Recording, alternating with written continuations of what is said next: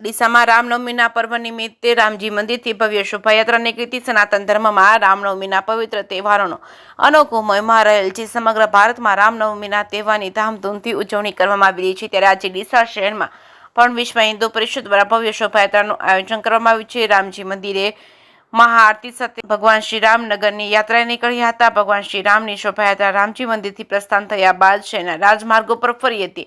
ડીસાના ધારાસભ્ય પ્રવીણભાઈ માળી સહિત પૂર્વ ધારાસભ્ય શશિકાંતભાઈ પંડ્યા સાથે રાજકીય પક્ષના આગેવાનો સાથે વિશ્વ હિન્દુ પરિષદના હોદ્દેદારો, કાર્યકરો સહિત હિન્દુ યુવા સંગઠન ડીસા સહિત હિન્દુ યુવા સંગઠન ભારતના હોદ્દેદારો તેમજ કાર્યકર્તાઓ મોટી સંખ્યામાં ઉપસ્થિત રહ્યા હતા. ભગવાન શ્રી રામના ભક્તોએ ઠેર ઠેર ભવ્ય શોભાયાત્રાનું સ્વાગત કરવામાં આવ્યું હતું.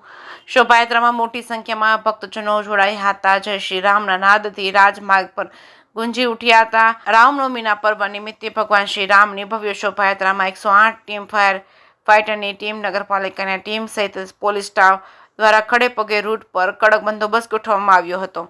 જે કેસમી ગુજરાતી સાથે ભરત ઠક્કર, ડીસા.